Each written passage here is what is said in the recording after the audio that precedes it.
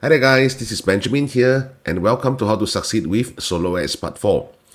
In Part 1 of this entire training series, we talk about what are solo ads, we talk about clicks, we talk about what the advantages and disadvantages of using solo ads as your main traffic source.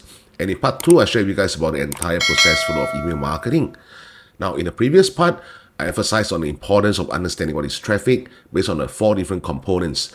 Alright, so if you have missed out any of these previous parts of the training, please refer to the links in the description box below this video for the respective parts. So in today's part 4 of the training series, I'm going to share with you guys the second most important element, which is the funnel. Now, before I share with you guys about the funnel, let's refer back to that diagram that I showed you guys in part 2.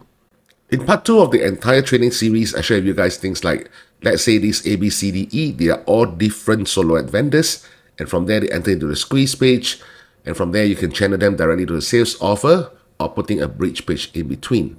Essentially, in today's training video, for those of you guys who are really complete beginners, I'm going to share with you guys what exactly is a funnel versus what exactly is a website, and within the funnel, what exactly is a squeeze page and what exactly is a bridge page, or we call it a pre-sale page.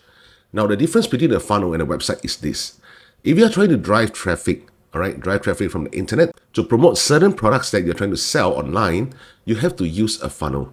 A funnel is easier for you to get sales conversion compared to having a website. A website, as the name itself represents, when you visit a website like yahoo.com, google.com, you'll see a lot of different links on the page itself. And from there, the reason why the sales conversion becomes low if you're using a website is because there are too many links on the page itself. You are like forcing the traffic to enter into a maze. And from there, once you're in a maze, you will tend to feel frustrated, like where exactly is the product that I'm trying to find? And needless to say, most of the time, they will just exit the entire website without doing any form of purchase. But if you're talking about a funnel is a guided sales process. So think about it as the last time when you visit a boutique to buy your favorite dress or your favorite t-shirt. So once you enter the boutique, usually a salesperson or sales lady will approach you and say, "Hi sir, hi ma'am, is there anything I could help you with?" And from there, they will guide you through the entire sales process by showing you exactly what you're looking for. After you have purchased it, then from there, they will try to upsell you certain items. Like for example, if you're buying a tie, then they'll ask you, "Sir, would you like to have a very nice looking tie clip to go along with it?" This is also called an upsell. So within the funnel itself, these are the two main pages that you will see. The first is this thing called a squeeze page. If you visit yahoo.com and type in squeeze pages designs, go under images, you'll see that these are all the different designs that is available on the internet when it comes to squeeze pages. So what essentially is a squeeze page? Why is it called a squeeze page per se? Because we are trying to squeeze out certain information from the traffic that visited our page. Now, is a squeeze page equals to a landing page? Yes. But is a landing page equals to a squeeze page? No.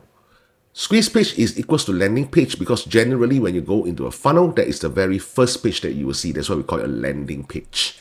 But this landing page might not be a squeeze page if the designer did not have a single objective in mind when it comes into this page. So, what is so special about this we call a single objective? You see, a funnel is a guided sales process because every single page of the funnel has only one singular objective. The singular objective of a squeeze page is to collect information like what I explained to you guys just now. What sort of information? Well, it really depends on how sophisticated the kind of products or the kind of after-sales service are you providing. But if you're looking into just succeeding with solo ads traffic, the most basic kind of information that we collect from our traffic will be things like their email addresses, their first name, and their last name. If you want something that's more sophisticated whereby you need a phone representative to contact your traffic, that is where you need to collect even their contact information, like for example, their contact number. Now, that is squeeze page. So what about a bridge page? What is the objective of a bridge page? When do we need to use a bridge page? These are all very common questions that I always receive from my students. A bridge page is also known as a pre-sale page. So what exactly is a pre-sale page then? All right. Now, whenever you are promoting certain offers, one of the very important things that you should do is to visit the sales page of that offer first. Ask yourself a very simple question. If you were a complete beginner and you visit this sales page, will you be able to understand what this sales page is trying to tell you, or I would say is trying to sell you in less than 10 seconds? If you can't, then you need a bridge page. If you can, then you don't need the bridge page. All right. So a bridge page is generally like after they have given you the information, then they proceed to the next step of the funnel, which is the bridge page or the pre-sale page. And from there, they will visit a very short video. All right. Don't make the video too long. Something like 2, 3, 4 minutes will do. And in the video, it's best for you to represent yourself, showing your face to explain, hey guys, this is Benjamin here. Welcome. Thank you so much for opting into my squeeze page. Now, then blah, blah, blah, talk about what exactly is the thing that you're trying to promote. What are the benefits, things like that. So once you have finished explaining in the whole explainer video, or we call it pre-sale video or VSL, which is a video sales letter per se, then from there, ask them to click on the button below this video. When they click on it, they will reach the sales offer page. But when they have reached the sales offer page, all this traffic already have a basic understanding of what exactly they are getting into. All right. So I already explained to you guys what is a bridge page and when to use the bridge page. Now, at this juncture, you might be thinking, Ben, isn't it good to have a bridge page every time? Since from there, I'm able to do an explainer video. Now, at the same time, you might also have this question, Ben, I really do not want to show my face at all. Is there any other way that I could do my bridge pages? Now, to answer question number 1, all right, why are we not always using the bridge page? Because if you refer to part 3 of this entire training series, I did mention to you guys, one of the components when you talk about traffic is conversion. You see, every time when you have, let's say, a traffic going into your squeeze page, let's say, for example, you purchase 1,000 clicks from a certain solo ad vendor. 1,000 clicks reach the squeeze page. Let me ask you guys a question. Practically speaking, do you think that every one of them will give you the information? Definitely not. So let's say just 50% of them give you the information, which is generally their last name, first name, as well as their email addresses. So that is where your conversion rate of your squeeze page is 50%. So 1,000 clicks go into squeeze page, 500 proceed onto the bridge page. Now, again, 500 of them watch the bridge page. Do you think every one of these 500 will click on the button below to access the sales offer page? Again, no. Let's say your bridge page conversion is about 60%. So from there, 60% of 500 will be equals to 300. So 300 of them will visit the sales offer page. As you guys can see by now, why is this thing called a funnel? All right, because every time it progresses down the different steps of the funnel, the number starts dropping, and this is called a conversion rate, which is normal because that is what we want. Like what I mentioned to you guys just now based on the example, do you think that everyone who walked into the boutique will come out of the boutique purchasing something? Definitely not. So that is where it really depends on the skill of the salesperson, on how they can decipher whether this person is really a high quality and laser targeted traffic, right? Which is something that I've already covered in the previous part of the training when I talk about traffic as well. So again, please refer to the links in the description box below this video if you have missed out any of these parts.